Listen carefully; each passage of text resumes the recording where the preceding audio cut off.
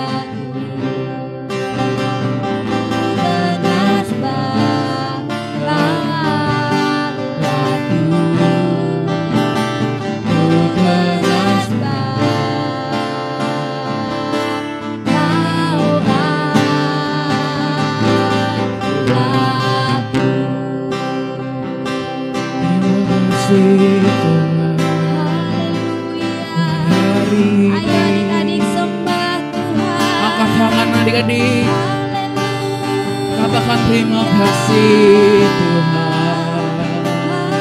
Terima kasih Tuhan. Kami bersyukur kepadamu. Kau Allah kami yang baik. Terima kasih. Terima kasih.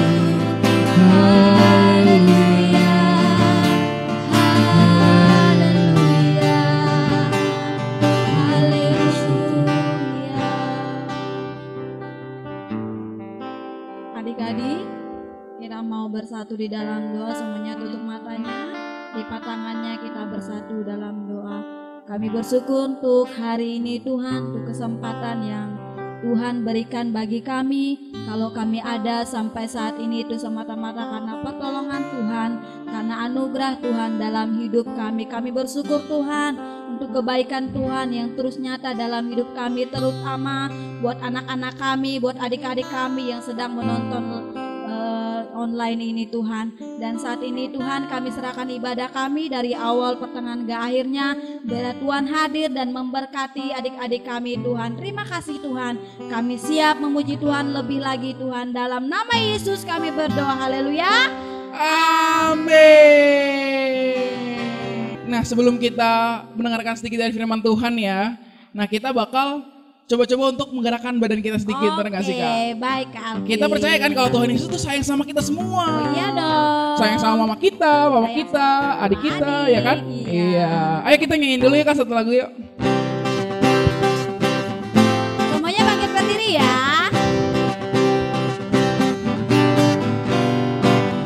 Yesus sayang semua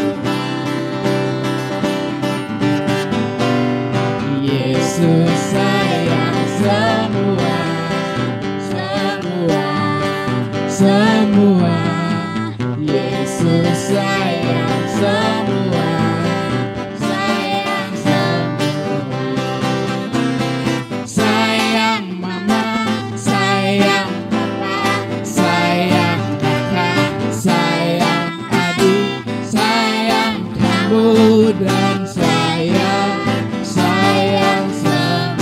Sayang mama, sayang mama, sayang papa, sayang kakak, sayang adik, sayang kamu, dan sayang, sayang semua, sayang semua, sayang semua.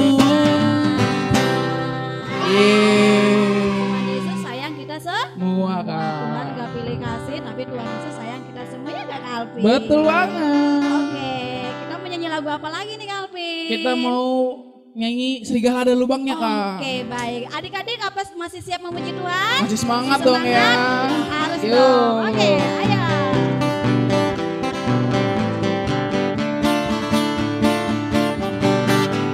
Segala ada lubangnya, Burung di udara ada sarangnya, tapi Yesus tidak ada tempat untuk meletakkan kepalanya. Segala ada lubangnya, burung di udara ada sarangnya, tapi Yesus tidak ada tempat untuk meletakkan kepalanya. Haleluya. Nah, sebelum kita mendengarkan firman Tuhan, kita mau mendengarkan Mazmur 91 dan Pentakosta ketiga. Pentakosta ketiga. Pentakosta ketiga adalah pencurahan Roh Kudus yang dahsyat di zaman now, melebihi yang terjadi di Azusa Street. Pentakosta ketiga akan mengakibatkan penuaian jiwa terbesar dan yang terakhir sebelum Tuhan Yesus datang kembali. Pentakosta ketiga akan membangkitkan generasi Yeremia, yaitu anak-anak muda yang dipenuhi Roh Kudus, cinta mati-matian kepada Tuhan Yesus, tidak kompromi terhadap dosa, dan akan bergerak untuk memenangkan jiwa. Pentakosta ketiga lahir di Indonesia dan bergerak ke bangsa-bangsa. Gerakan ini dari timur ke barat dan akan kembali ke Yerusalem. Pentakosta ketiga akan memberikan kuasa untuk menyelesaikan amanat agung, dan setelah itu Tuhan Yesus datang kembali. Mazmur 91 ayat 1 sampai 16. Dalam lindungan Allah. Orang yang duduk dalam lindungan yang maha tinggi dan bermalam dalam naungan yang maha kuasa akan berkata kepada Tuhan, tempat perlindunganku dan kubu pertahananku, Allahku yang kupercayai. Sungguh, dialah yang akan melepaskan engkau dari jerat penangkap burung, dari penyakit sampar yang busuk. Dengan kepaknya ia akan menudungi engkau, di bawah sayapnya engkau akan berlindung. Kesetiaannya ialah perisai dan pagar tembok. Engkau tak usah takut terhadap kedahsyatan malam, terhadap panah yang terbang di waktu siang, terhadap penyakit sampar yang berjalan di dalam gelap, terhadap penyakit menular yang mengamuk di waktu petang. Walau 1.000 orang rebah di sisimu dan 10.000 di sebelah kananmu, tetapi itu tidak akan menimpamu. Engkau hanya menontonnya dengan matamu sendiri dan melihat pembalasan terhadap orang-orang fasik. Sebab Tuhan ialah tempat perlindunganmu, yang maha tinggi telah kau buat tempat perteduhanmu. Malapetaka tidak akan menimpa kamu, dan tulah tidak akan mendekat kepada kemahmu. Sebab malaikat-malaikatnya akan diperintahkannya kepadamu untuk menjaga engkau di segala jalanmu. Mereka akan menatang engkau di atas tangannya, supaya kakimu jangan terantuk kepada batu. Singa dan ular tedung akan kau langkahi, engkau akan menginjak anak singa dan ular naga. Sungguh, hatinya melekat kepadaku, maka aku akan meluputkannya, aku akan membentenginya, sebab ia mengenal namaku. Bila ia berseru kepadaku, aku akan menjawab, aku akan menyertai dia dalam kesesakan, aku akan meluputkannya dan memuliakannya. Dengan panjang umur akan kukenyangkan dia, dan akan kuperlihatkan kepadanya keselamatan daripadaku. Oke adik-adik, kita sudah membaca Mazmur 91 dan Pentakosta ketiga, dan saatnya kita akan berdoa untuk firman Tuhan karena kita mau mendengarkan firman Tuhan. Ayo adik-adik, tundukkan kepalanya, kita bersatu di dalam doa. Segala puji syukur kami naikkan di hadapan-Mu Tuhan. Kami hari ini sudah memuji, memuliakan nama Tuhan. Kami sudah menyenangkan hati Tuhan. Dan saat ini kami mau mendengarkan firman-Mu Tuhan. Tolong kami, ajar kami, agar kami menjadi anak yang dengar-dengaran dan kami dapat melakukan firman ini dalam kehidupan kami hari lepas hari. Berkati juga kakak sekolah minggu yang akan menyampaikan firman-Mu. Bila setiap apapun yang dia sampaikan itu semua Tuhan berasal daripada-Mu. Terima kasih Tuhan, kami siap mendengarkan firman-Mu dalam nama Yesus. Haleluya, amin. Hai, shalom adik-adik, apa kabarnya? Sekarang kita akan mendengarkan firman Tuhan ya. Kalian duduk diam dan buka Alkitabnya. Kita buka di 1 Samuel 17. Di tanah Israel hiduplah seorang nabi bernama Samuel. Tuhan menyuruh Samuel pergi ke Betlehem, di mana dia akan menemukan seorang anak laki-laki bernama Daud. Tuhan menyuruh Samuel untuk mengurapi Daud sebagai raja baru Israel. Dia akan menggantikan Saul sebagai raja, karena Saul telah berpaling dari Tuhan. Saat itu, Saul dan orang Israel berkemah di lembah Elah, tempat mereka bersiap-siap untuk melawan tentara Filistin. Saudara-saudara Daud termasuk di antaranya orang-orang Israel. Jadi Daud pergi ke lembah untuk membawa lebih banyak makanan dan perbekalan kepada saudara-saudaranya. Saat dia berdiri di bukit yang menghadap ke lembah, dia bisa melihat kedua pasukan di kedua sisi. Ketika Daud sampai pada saudara-saudaranya, dia menemukan mereka bersembunyi dari tentara Filistin yang menakutkan. Orang Filistin adalah pejuang yang hebat dan jumlahnya banyak. Selama 40 hari, mereka meneriakkan hinaan kepada orang-orang Israel, menyebut mereka pengecut. Dalam bala tentara Filistin, ada seorang pria bernama Goliat.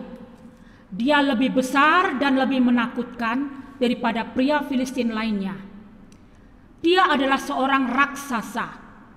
Goliat tidak takut pada siapapun dan menantang orang-orang Israel untuk keluar dan melawannya.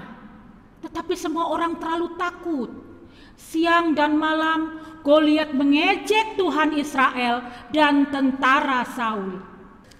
Ketika Daud bersama saudara-saudaranya, dia melihat Goliat keluar dan dia mendengar penghinaannya. Daud tidak bisa mempercayainya.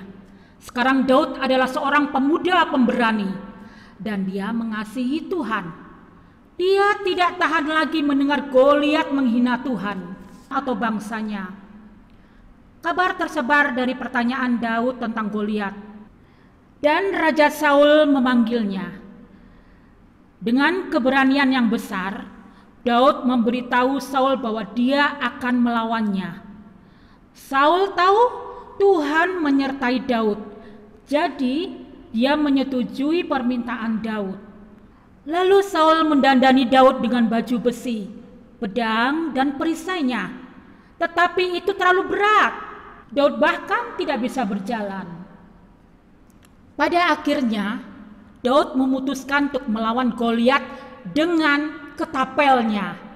Satu-satunya senjata yang dia gunakan sebagai gembala dan paling tahu. Daud pergi keluar, mengambil 5 batu dan berjalan menuju Goliat. Goliat menertawakan Daud. Hahaha. Roh Tuhan mendatangi Daud dan memberdayakannya dengan keberanian untuk melawan raksasa itu. Daud tahu dia tidak bisa melakukan ini sendirian. Jadi dia percaya Tuhan akan memberinya Israel kemenangan. Saat Goliat menyerang Daud, Daud berteriak, "Kamu datang kepadaku dengan pedang, tombak, dan perisai, tapi aku datang kepadamu dalam nama Tuhan semesta alam, Tuhan bala tentara Israel yang telah kamu tantang. Hari ini Tuhan akan menyerahkanmu ke dalam tanganku, agar seluruh bumi tahu bahwa ada Tuhan di Israel. Daud mengambil ketapelnya, memasukkan salah satu dari 5 batu dan mulai mengayunkannya ke arah Goliat. Saat Goliat semakin dekat, Daud melepaskan batu itu dan dengan kekuatan besar batu itu mengenai Goliat di tengah dahinya. Seketika raksasa itu jatuh ke tanah di wajahnya dan mati. Hari itu Tuhan memberi Daud dan Israel kemenangan. Daud berlari menuju Goliat dan berdiri di atas tubuhnya. Daud mengambil pedang Goliat dan memotong kepalanya.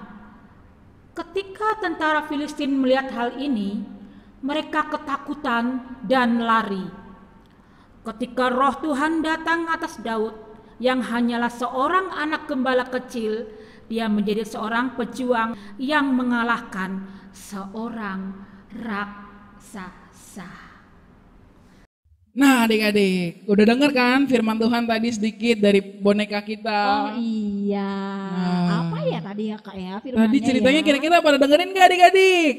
Nah benar, cerita itu tentang Daud dan Goliat kakak. Oh iya. Jadi iya. intinya apa kira-kira kak? Apa ya? Intinya itu kita harus jadi lebih dari pemenang. Seperti Daud yang bisa mengalahkan Goliat. Adik-adik jadi pemenang ya, gak Yes. boleh takut dalam hal apapun. Nah. Terima kasih. Sebelum kita selesai, kita doa tutup firman yuk. Lipat tangannya, tutup matanya, mari kita bersatu dalam doa. Terima kasih Tuhan Yesus untuk hari ini Tuhan. Kalau kami boleh Tuhan Yesus mendengarkan sedikit dari firman-Mu Tuhan. Biarlah Tuhan Yesus kami mengerti Tuhan Yesus apa yang kami dengar Tuhan. Dan biarlah Tuhan Yesus Kau berkati anak-anak-Mu ini Tuhan. Supaya Tuhan mereka bisa menjadi lebih dari pemenang Tuhan. Dan Kau berkati sekolahnya Tuhan. Kau berkati orang tuanya Tuhan. Supaya apapun yang dilakukannya Tuhan dapat berguna bagi anaknya Tuhan Yesus. Terima kasih Tuhan Yesus, hanya di dalam nama-Mu kami mengucap syukur. Yang cinta sama Tuhan Yesus katakan amin. Terima kasih sudah mengikuti ibadah kita pada hari ini. Selamat